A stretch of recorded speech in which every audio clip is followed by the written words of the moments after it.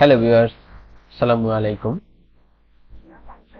আপনার জন্য আজকে নিয়ে আসলাম কম্পিউটারের সুপার 5টি টিপস। অবশ্যই আপনারা অনেকেই জানেন না এই সুপার টিপস গুলো।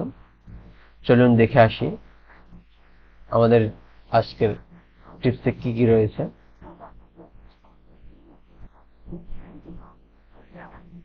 আপনারা অনেকেই ফাইলের ভিতর থেকে নাম খুঁজে পেতে সমস্যা হয়। যেমন একটা লিস্ট আছে, এই লিস্টে অনেক নাম আছে। ধরেন 2000 3000 নাম আছে এই লিস্টে।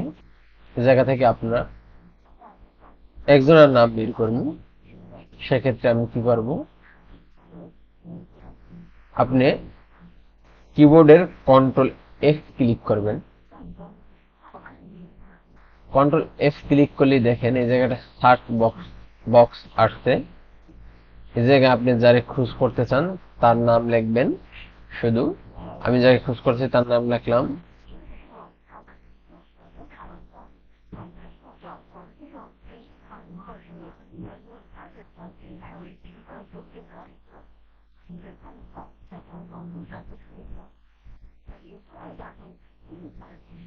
দেখেন আমি এই যে দেখেন এই যে কালি দিয়ে বড় হয়ে গেছে।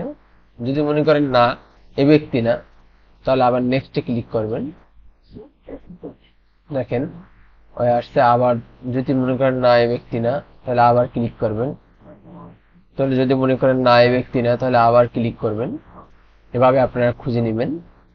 তাহলে আপনারা লিস্ট খোঁজার দরকার হবে না যে কয়জন এই নামে আসে ওই কয়জনই নামে আসবে। বা আপনারা যদি চান যে তার পদবি দিবেন বা যে একটা লেখা আছে ওই লেখাটা আপনি লিখবেন, তাহলে অবশ্যই চলে আসবে। এলে প্রথম টিপস। দ্বিতীয় টিপস দেখুন,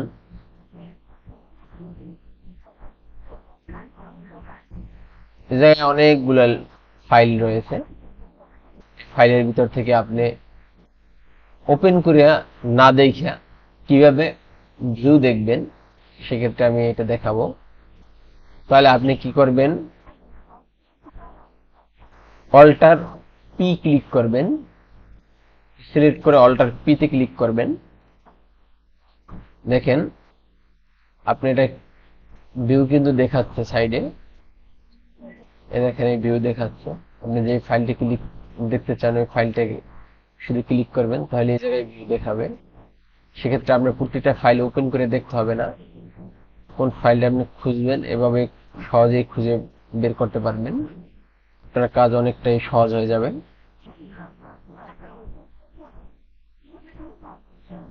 3 নাম্বার টিপস হলো, ধরেন আপনি একটা ইমেজ ওয়ার্ড নেবেন। ইমেজ ওয়ার্ডের ভিতরে কিছু লেখা আছে।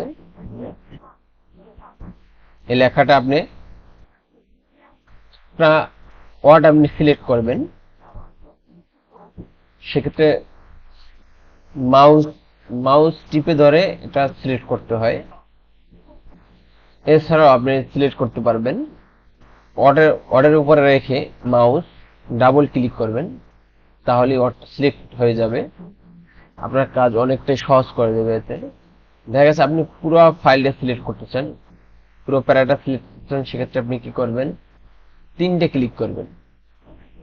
সেক্ষেত্রে আপনার পুরোটা সিলেক্ট হয়ে যাবে। আর আপনি যদি চান আমি কিবোর্ড দিয়ে সিলেক্ট করবেন, সেক্ষেত্রে আপনি কি করবেন, ধরেন এই ওয়ার্ডটার পাশে রেখে শিফট চেপে ধরে অ্যারো বাটন, যে 4টা বাটন আছে কিবোর্ডের, left right, left right bottom top bottom, ধরেন এই শিফট চেপে ধরে ডানে ক্লিক করলাম। দেখেন এটা সিলেক্ট হয়ে যাবে। এবং আপনি যদি সব সিলেক্ট করতে চান তাহলে কন্ট্রোল A দিবেন, সব সিলেক্ট হয়ে যাবে।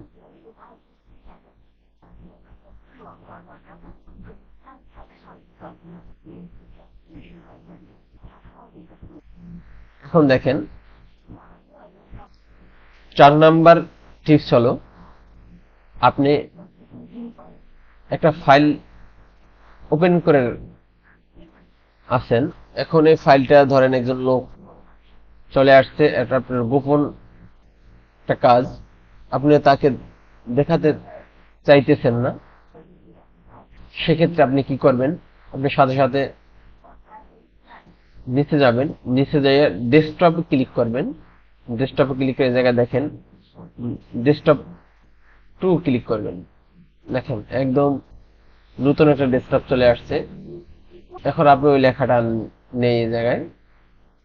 এখন যদি আপনার আবার একটা ডেস্কটপ, আপনি ওই কাজটা আবার করতেছেন, সেক্ষেত্রে আবার এটি ক্লিক করবেন, ক্লিক করার পরে এই দেখেন আপনার এটা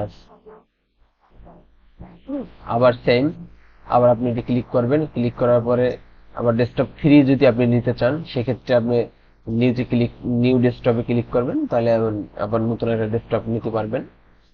আমি চাইতেছি না, আমি ওই যে লেখাটা আমি শুরুতে লিখছিলাম ওইটি আমি নিতে চাই, সেক্ষেত্রে আমি ওইটি ক্লিক করব, ওইটা চলে আসছে।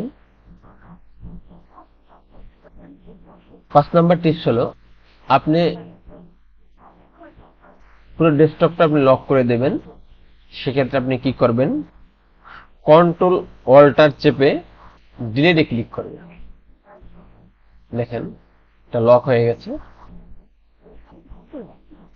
এখন আপনার আবার যদি ধরেন আপনি এটা দেখতে চান, ওপেন করতে চান, সেক্ষেত্রে ডাবল ক্লিক করবেন, সাইন ইন ক্লিক করবেন, ক্লিক করলে আবার চলে আসবে।